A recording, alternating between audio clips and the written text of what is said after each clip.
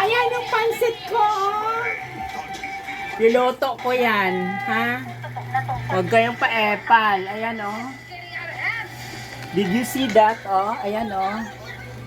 Kasi, birthday ng nanay ko. Advance birthday siya. Ayan, oh. Ayan, oh. Niluto ko yan, kaya huwag kayong magtaka. Hi, Mix. Good news. PBB Celebrity Lap Edition. Ang ating unang biyahe.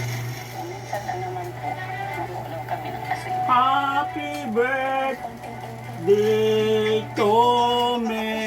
Ngayong Sabado, samahan kaming muli sa isa pang paglalakbay. Naka 30 pesos po tayo sa pulo. Pwede daw po kami patayin doon. Para sa sana ng ating Ayan, no? mga kababayan. So, ang biyahe totoo, sana sa eleksyon 2025.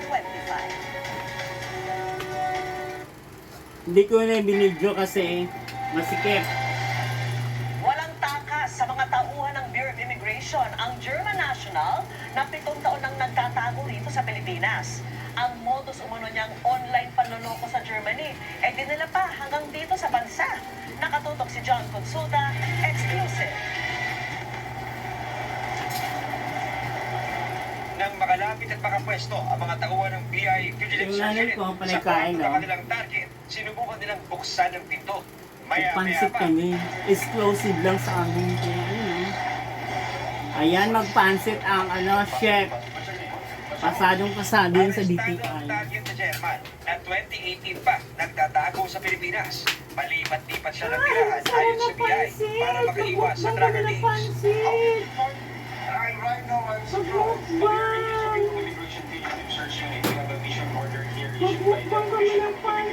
Ayon pa sa BI, tinakbuhan ng Aliman ang kanyang kaso sa Germany dahil sa panluloko. Dinala niya rito sa Pilipinas ang kanyang illegal na operasyon. Siya ay wanted dahil sa kasong fraud sa Germany dahil sinasabing nag-set up siya ng mga websites kung saan nagbebenta siya ng iba't ibang mga produkto. Yung mga produkto ay hindi dumarating doon sa mga customers na napagbentahan niya.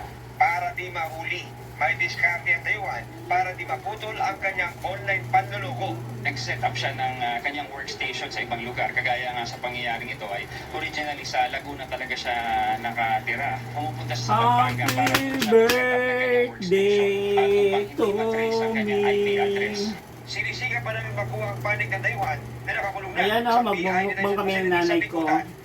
Para sa GMA Integrated News, John Consulta, Nangingi siya. 24 oras. Diba? Dadalo sa preliminary investigation ng Department of Justice si Vice President Sara Duterte kaugnay ng reklamo ng NBI na nagpunta ito kay Pangulong Bongbong Marcos. Nagkausap na kami ng aking abogado with regard to sa counter affidavit na tinatapos na lang namin.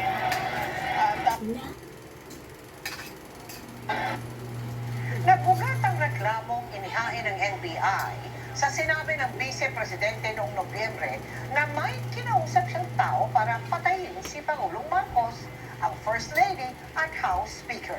Itinatagi ng Vice ang paratang IT Prosecutor General Richard Fadulyon.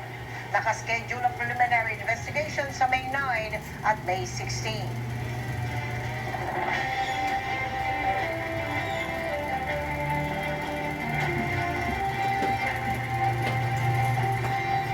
Magmumukbang kami ng pansit!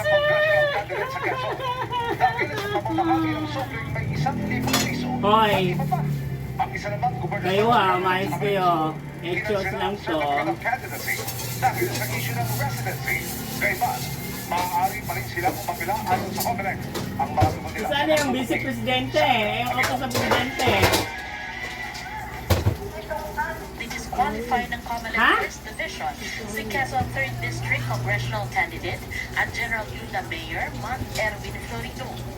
Ang ilang naimbitahan umano sa isang pagtitipon, binigyan ng t-shirt at sobrang may lamang 1,000 piso. Ayon sa legisyon, hindi sila kumbinsido sa paliwanag ni Florido na ang pagtitipon ay para lang sa kanyang campaign staff at volunteers. Hindi rin pinaniwalaan ang paliwanag ni Florido na ang 1,000 piso ay cash advance sa mga volunteer na kailangan nilang i-account o isauli Ha? ang hindi nagamit. Pero nilinaw No? ng COMELEC na pwedeng pumila si Florido at nananatili sa balota ang kanyang pangalan. Binibigyan ng pagkakataong i-apila ito sa COMELEC-ENBA. Pwede nating mag-isamba pa ang kaso sa Korte Suprema. Itinanggi rin niya ang paratang. Hindi totoo na namimili ako ng boto at kailanman ay hindi ko yan gagawin.